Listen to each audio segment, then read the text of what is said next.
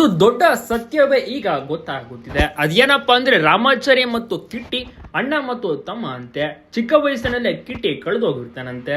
So ಈಗಿರುವಂತ ಮಾತು ವಿಚಾರ ಈಗ ಸ್ವತಃ ಕಿಟ್ಟಿನೇ ತಿಳಿಸ್ತಾ ಇದ್ದಾನೆ. ಮೂರನೇ ಮಗ ಕಳೆದೋಗಿದ್ದಾನೆ, ಆತನ ಒಂದು ನೆನಪೇ ಇಲ್ಲ, ಸುಮ್ಮನೆ ಮಾತನಾಡ್ತಾ ಇದ್ದಾರೆ. ಇಬ್ಬರೇ ಮಕ್ಕಳಂತೆ. ಈಗಿರುವಂತ ಮನಸ್ಸಿನ ಮಾತು ಕಿಟ್ಟಿಯದ್ದಾಗಿರುತ್ತೆ. ಚಾರು ಮತ್ತು ರಾಮಾಚಾರಿ ಈ ಕಡೆ ಒಂದಾಗಿದ್ದಾರೆ. ಈ ಕಡೆ ತಾಯಿಯನ್ನ ಕೂರಿಸ್ಕೊಂಡು ಹೋಗ್ತಾ ಇರ್ತಾನೆ, ಅಂದ್ರೆ ಗಾಡಿಲಿ ಕರ್ಕೊಂಡು ಹೋಗ್ತಾ ಇರ್ತಾನೆ ಕಿಟ್ಟಿನೇ ರಾಮಾಚಾರಿ ಅಂದ್ಕೊಂಡು ಬಹಳಷ್ಟು ರೀತಿಯಲ್ಲಿ ತಾಯಿ ಮಾತನಾಡಿಸ್ತಾ ಕೂತ್ಕೊಂತಾರೆ. ನಿನ್ನಂದ್ರೆ ನನಗೆ ತುಂಬಾನೇ ಇಷ್ಟ, ನೀನು ಮತ್ತೆ ಕೋದಂಡ ಇಬ್ಬರೇ ನನಗೆ ಮಕ್ಕಳು, ಧೈರ್ಯವನ್ನ ತುಂಬುತ್ತಿದ್ದಾರೆ, ನೀನು ಚಾರ ಮೇಲೆ ರೇಗಾಡ್ಬೇಡ ಹಾಗೆ ಹೀಗೆ ಅಂತೆಲ್ಲ ಹೇಳ್ತಾ ಇದ್ದಾರೆ, ಬುದ್ಧಿಮತನ ಹೇಳ್ತಿದ್ದಾರೆ.